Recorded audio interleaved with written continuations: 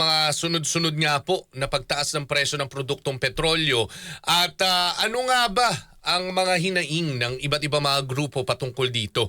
Makakapanayam natin ang chairwoman ng Alliance of Concerned Transport Organization o ACTO at nasa kabilang linya po si Ma'am Liberty De Luna. Ma'am Liberty, welcome to the program. Magandang umaga po. Magandang umaga po, Luzon, Visayas, Mindanao po at sa lahat na nakikinig po sa inyo. Ma'am, so far, kamusta ho tayo lalong-lalo na at nagsunod-sunod itong pagtaas ng presyo ng produktong petrolyo at ngayong linggong ito, pautay-utay pong ibibigay yung taas presyo ng produktong petrolyo. Ano ho reaksyon ninyo doon? Kung tayo po ibibigay ng DOE po yung ating pagtaas ng pamasahe ay pagtaas ng ng diesel at ganoon din po ang pagtaas ng pamasahe namin, hopefully na magsalubong po kami sa gitna kasi kung utay-utay nila ibibigay yung 5 piso, maganda rin po yan, sir. Kaya lang yung hinihiling na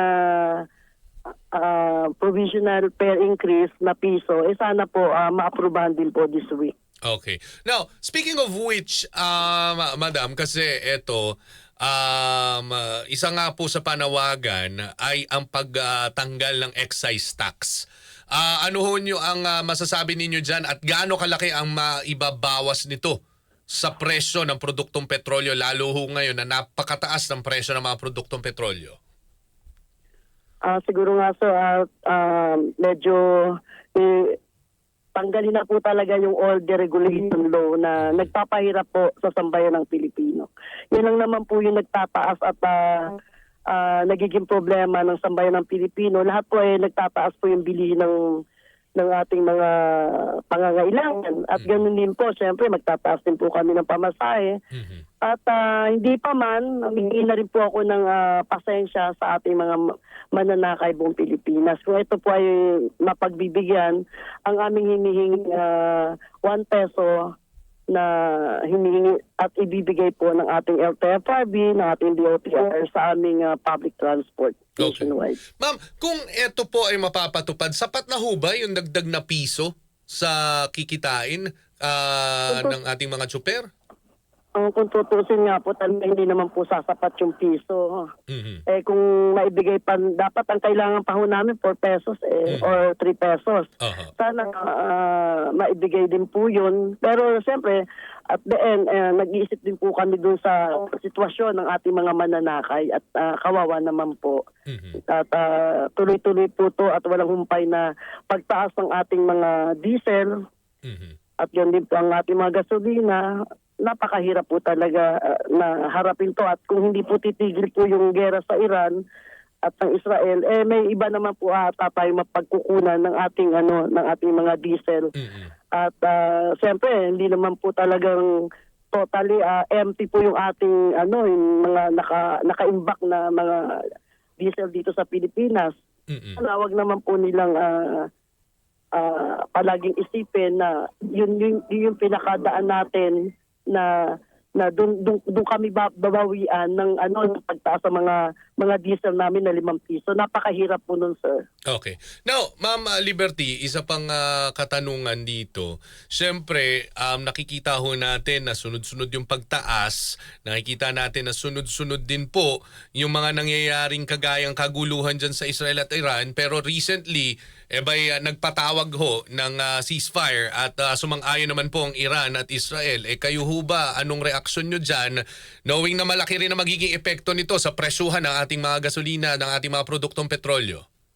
Yes po, talaga pong malaki po yan at sana po matigil na po at pinipray po natin kasi kung hindi po matitigil yan at sasama na po yung iba't ibang bansa, madadamay na rin po tayo. Kaya sana hinihingi ko rin po sa ating pong may kapal na matigil na rin po to. Okay. Now, ma'am, ano pong reaksyon ninyo na handa naman daw pong magbigay ng subsidiya ang gobyerno para sa ating mga tsuper?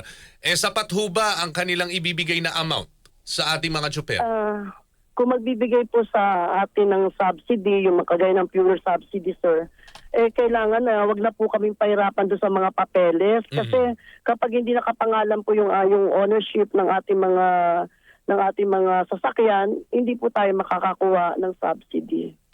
So, Napakahirap po nun. ma'am, nung nakaraan ba maraming hindi nakakuha?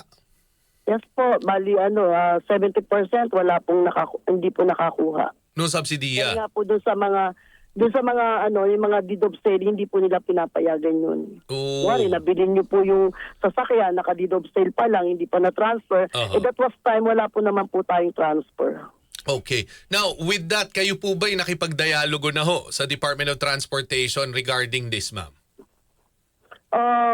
Pinapatawag naman po kami nila na Secretary Dizon. And then, so kailangan makapag-dialogue din po kami sa DOE para makapag-bonding din po kami para mapag-usapan po yung malaking problema na to na hinaharap ng public transport po nationwide. Okay. So, Ma'am Liberty, with that, ano po mensahe nyo sa ating mga pasahero, sa ating mga mananakay na sumusuporta ho sa inyo at inaasahan po ng ating mga pasahero? Ano pong mensahe nyo sa kanila? Yes po, ang ako naman po ay nananawagan sa ating mga mananakay, buong Pilipinas, sa public transport na wala pa man yung aming 1 peso per increase. Humingi na po ako ng pasensya sa kanila at kami naman po ay nangangailangan din.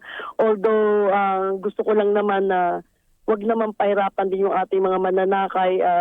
Lahat po ay maging happy po. Yun lang po. Okay. So, ma'am, maraming salamat. Mag-iingat po kayo. Salamat sa oras. Mabuhay po kayo. Kayo rin po. Salamat at God bless you po. Ayan po Thank si you. Ma'am Liberty Leluna, ang chairwoman ng